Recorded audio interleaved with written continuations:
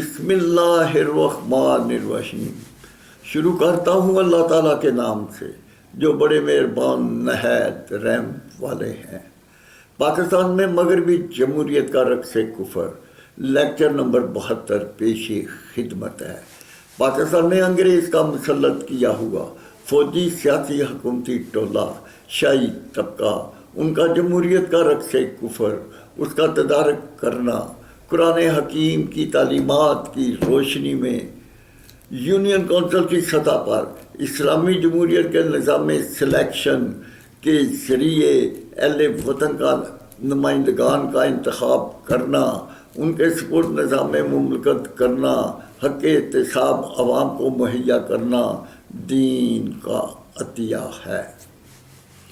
پاکستان دو قومی نظریات کی روشنی میں 1947 کو مارچ وجود میں آیا تھا۔ ہندوستان کو دو حصوں میں تقسیم کر دیا۔ ہندوستان میں جہاں ہندوؤں کی تعداد زیادہ تھی ان کو وہ علاقہ دے دیا گیا، اور جہاں مسلمانوں کی آبادی زیادہ تھی وہ علاقہ مسلمانوں کو دے دیا گیا۔ مشرقی پاکستان اور مغربی پاکستان دو صوبوں پر مشتمل تھا۔ 1947 کو قائد اعظم پاکستان کے پہلے گورنر جنرل لیاقت علی خان پہلے وزیر اعظم بنے۔ 1948 کو قائد اعظم وفات پا گئے، ان کی جگہ خواجہ ناظم الدین کو گورنر جنرل بنا دیا گیا۔ 1951 کو ایک سازش کے تحت وزیر اعظم لیاقت علی خان کو قتل کر دیا۔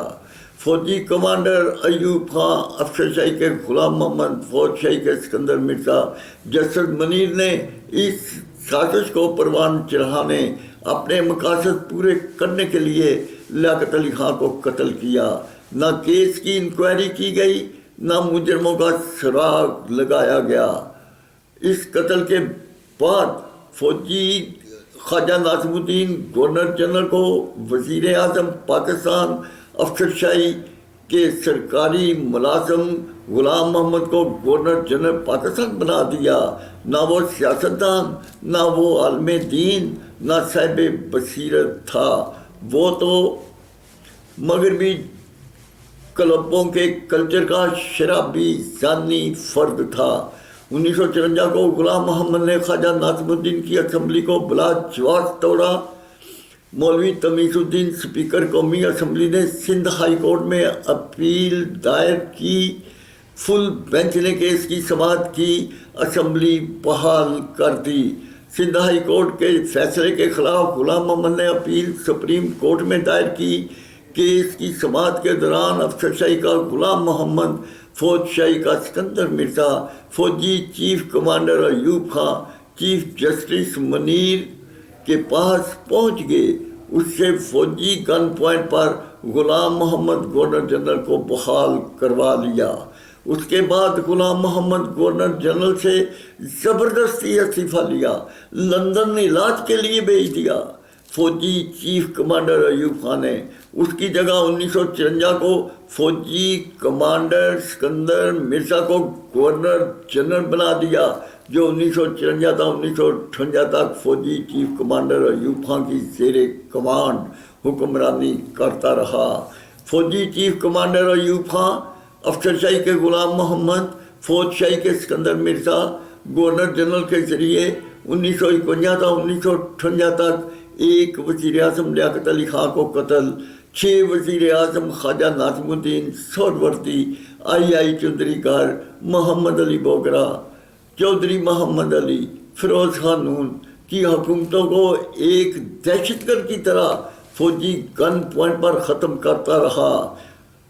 1958 کو ایوب خان نے مارشل لا لگا کر فوج شاہی کے سکندر مرزا کو 2-3 فوجی کمانڈر بھیج کر خوب پٹائی کرائی، بالجبر اس سے استعفیٰ لیا اور ملک بدر کر دیا۔ وفات کے بعد اس کو ایران میں دفن کر دیا گیا۔ 1958 سے لے کر 1970 تک پنجاب سے نواب کالا باغ، سرحد سے باچا خان، سندھ سے بھٹو خاندان، بلوچستان سے نواب بگٹی جیسے جگیردار فوجی ٹولہ، ان کی اولادوں پر مشتمل افسر شاہی، فوج شاہی، منصف شاہی کے شاہی طبقہ نے مل کر مشرقی مغربی پاکستان کے عوام کو مظاہرہ بنا کر خرکاروں سے تر سلوک کیا، ان کے وسائل، خزائن، مال و دولت پر بالجبر قبضہ اور ملک کو بدترین جیل بنا کر رکھ دیا۔ عوامی نمائندوں یا ریفرنڈم سے عوامی رائے لینے کی بجائے منصف شاہی کے چیف جسٹس منیر سے افسر شاہی کے غلام محمد، فوج شاہی کے سکندر مرزا کو گورنر جنرل اور فوجی چیف کمانڈر ایوب خان کے ماشاء اللہ لگانے، آج خود فوجی ڈکٹیٹر یا صدر پاکستان بننے کا اجازت نامے اسی عدلیہ کے مجرم جسٹس منیر سے حاصل کیے، اس کے ہر جرم کو قانون قرار دیتا رہا۔ پاکستان کی عوام نے 1955 کو کوٹری بیراج، 1962 کو گڈو بیراج کو بڑی محنت و مشقت سے تعمیر و تکمیل کا فریضہ ادا کیا۔ اس کی زمین فوجی ڈکٹیٹر کے جرنیلوں، کرنیلوں، افسر شاہی انتظامیہ کی پولیس کے اعلیٰ افسران، منصف شاہی کے مجرم ججوں میں تقسیم کر دی۔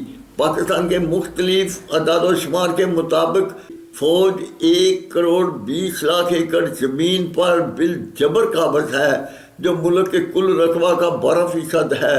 اسی طرح 60% زمین انگریز کے پروردہ جاگیردار ٹولہ کو ان کی ملک دشمن خدمات، انگریز کے تحفظ کے عوض ملکی غداروں کو بطور بخشش دی گئی۔ انڈیا نے جاگیردار ٹولہ کو ختم، ان کی جاگیروں کو ضبط کر کے کسانوں میں تقسیم کر دی۔ 12% زمین بھی 7 لاکھ فوجی سپاہ کے والدین، بہن بھائیوں، کسانوں، مزدوروں کی بجائے جاگیردار فوجی ٹولہ، ان کے افسر شاہی، فوج شاہی، منصف شاہی کے مجرم میں تقسیم کر دی گئی۔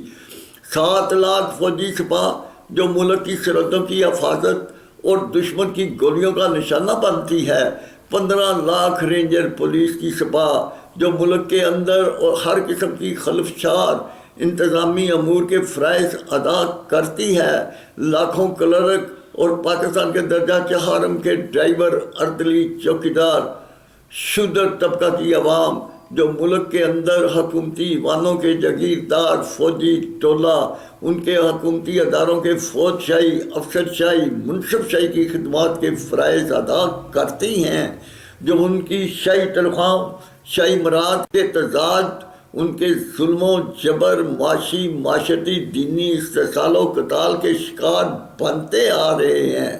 ان کی 23 کروڑ کسانوں، مزدوروں پر مشتمل والدین، بہن بھائی، تنگ دستوں، بے روزگاروں، تعلیم، خوراک، علاج سے محروم عوام الناس کی بجائے حکومتی ٹولہ شاہی طبقہ کو 1,20,00,000 ایکڑ زمین اور 60% زمین جاگیردار ٹولہ کی ملکیت بنانا ایک ظلم عظیم ہے۔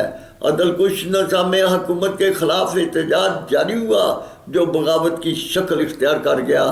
ایوب خان نے جان بچانے کی خاطر مارشل لا کی حکومت دوسرے فوجی ڈکٹیٹر یحییٰ خان کے سپرد کر دی۔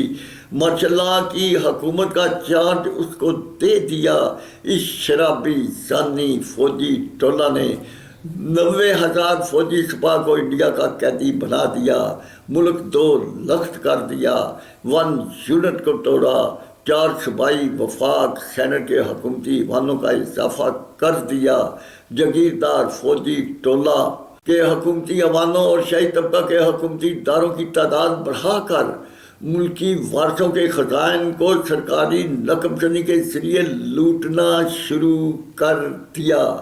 ان کے محلوں میں شہنائیاں، فوجی سپاہ، ان کے والدین، کسانوں، مزدوروں کے گھر ماتم کدہ بن گئے۔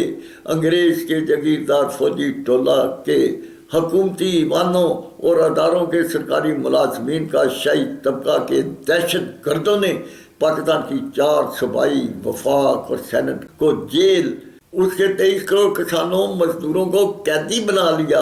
ان کے پیدا کردہ وسائل، خزائن، مال و دولت کو لوٹنا، اہل وطن کو یرغمال بنانا، انگریز کے مغربی جمہوریت کے استحصالی نظام حکومت کو فوجی جمہوریت میں بدلنا، اس سرکاری کلبوں کے زانی شرابی شاہی طبقہ کا جاگیردار ٹولہ، ان کی اولادوں کے شاہی طبقہ کے کفر کے حکومتی سکالر کی حکمرانی جاری رکھنا، کیا پاکستان افسر شاہی کے غلام محمد، فوج شاہی کے سکندر مرزا، فوجی ڈکٹیٹر ایوب خان یا فوجی ڈکٹیٹر پرویز مشرف کے NRO 51% حقوق نسواں کے نام پر جاگیردار سرمایہ دار ٹولہ شاہی طبقہ، ان کے کفر کے مغربی جمہوریت کے طبقاتی تفاقتی سودی مخلوط نظام حکومت، ان کے British law, Indian law, American لا، جیورسپروڈنس کے کفر کے تعلیمی نصاب،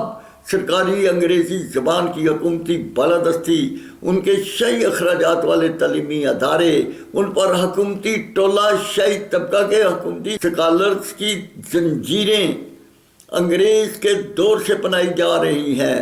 جاگیردار ٹولہ شاہی طبقہ جن کو ختم کرنا تھا، وہ انگریز کی بجائے پاکستان کے کفر کی جیل کی زنجیریں، فوجی ڈکٹیٹر کے جاگیردار فوجی ٹولہ، ان کے شاہی طبقہ کے معاشی معاشرتی دینی قاتلوں، ان کی باقیات کے پاس ہیں۔ یا اللہ، ان دہشت گردوں سے نجات کا کوئی راستہ عطا فرما اور پاکستان کو شہر مدینہ جیسی ریاست بنانے کی توفیق عطا فرما۔ آمین ثم آمین۔